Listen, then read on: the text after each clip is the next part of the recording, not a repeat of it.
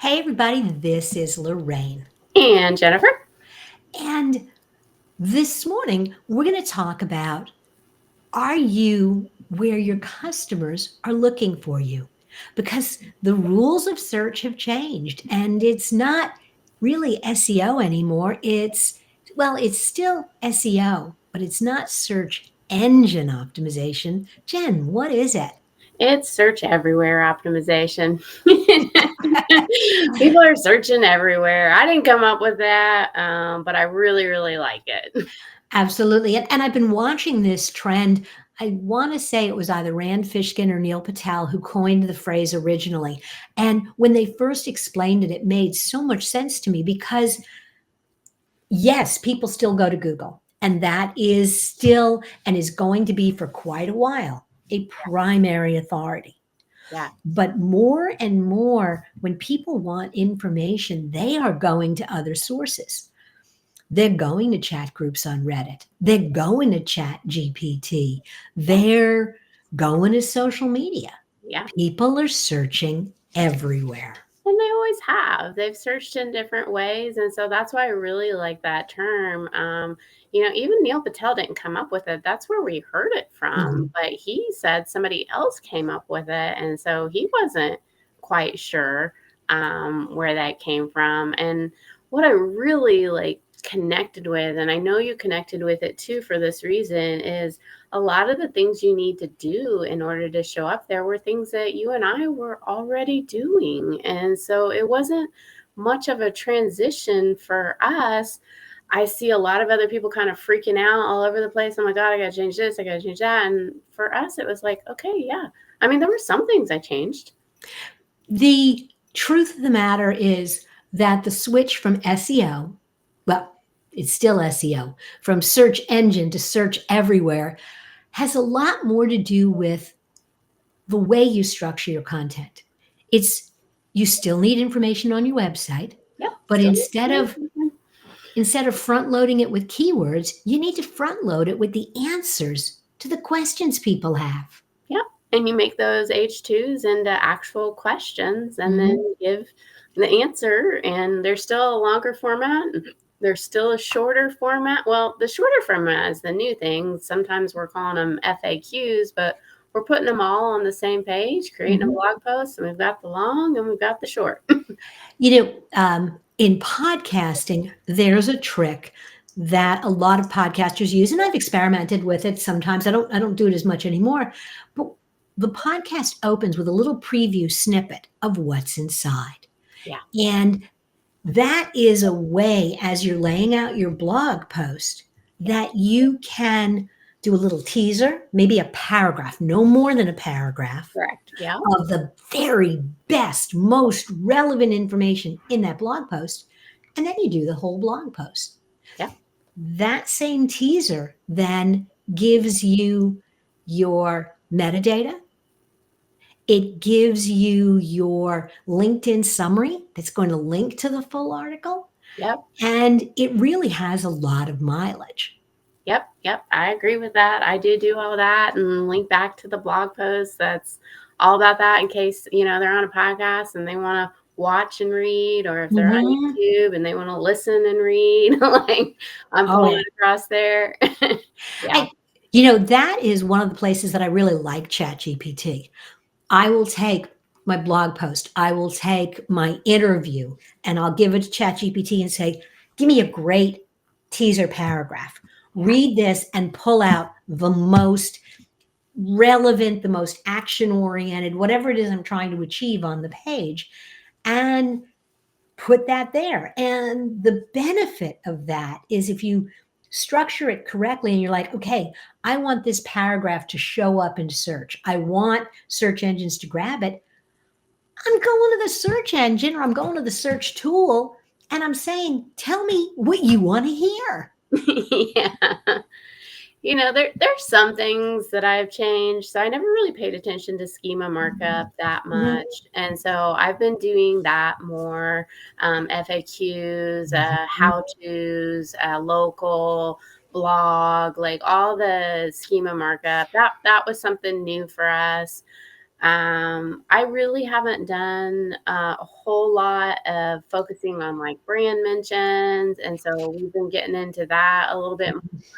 Sure, we were doing listing sites and things like that, but getting a little bit more into the PR side, Mhm. which is not something that we normally do, but that's been new and exciting for us. The like creating topic clusters and cluster pages, like we were already doing that, chunking Mhm. content together. FAQs was kind of new, like doing that short, but really that was pretty much we were already doing that, like citing your sources and going into like external links. Yeah, we were already doing that. Creating charts to like compare yourself to the competitor. No, not so much. So Mhm. that was That's new. Um, yeah, and I think what this switch is forcing smart marketers to do is look not like you said, don't throw the baby out with the bathwater. You're not starting at ground zero. no, Go back and look at what you've got and ask yourself, can I improve this content?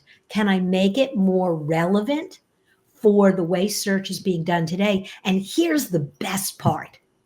yeah, As you're beefing up your content to make it more attractive to ChatGPT and some of these other tools, you know what you're also doing? making it You good for make the user. well, you're making it better for the user, which is bonus, bonus, bonus, but you're also making it better for Google. Because anytime you add content to pages and you clarify what the page is really about, surprise. Yeah. I do not think that people are going to abandon Google. I do believe people are going to continue to use Google. They've adapted, they've moved, they've gone quickly. I Mhm. think ChatGPT is a tool. I think it's a really great tool. So I just don't see that. So yeah, a lot of the stuff is going to help you over there too, and it's adjusted Mhm. to this type of stuff. Mhm.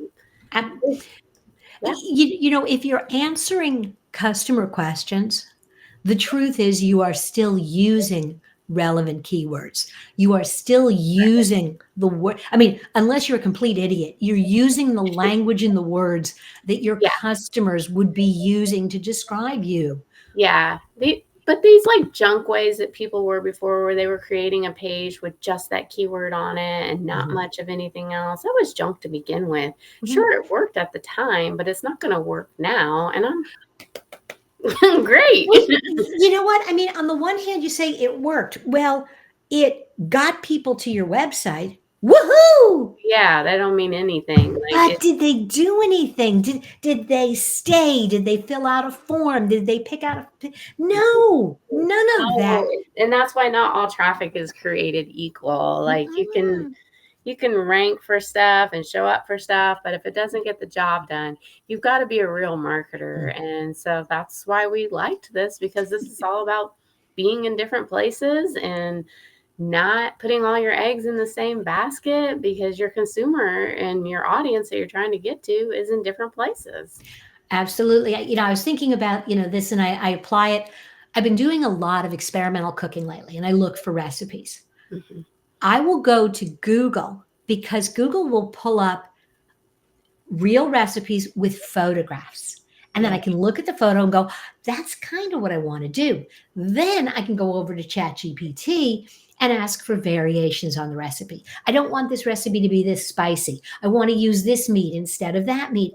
And then I can refine what I have found on Google to be what I want. And I think smart marketers and I think just smart users are going to learn how to use the two tools as if they were one. Yeah. I think you might really like what just came out, where they are actually creating little mini websites in Google search. So this is interesting. I was like, okay, well, we'll see how that goes.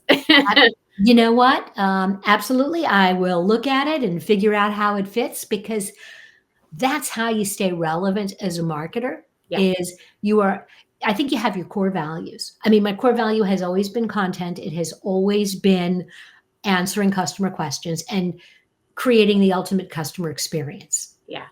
And with each change, I always look at it and go, will this will this do that? Will this be better for my customers? Yeah, And adaptability there for sure.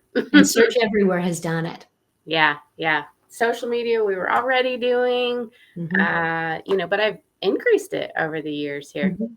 And Absolutely. I've gotten more involved with that and looked at it more. And so, I know ads, but what, guess what? My team members actually know it better now. Cool. And you know what? That is the sign of a good manager, when your team can do your job better than you can. It's no longer my job. No longer your job. All right. We're going to put a pin in it here. Go back. Look at how you can be in more places and be there when your customer is looking for you. All right. Take care now. Bye now.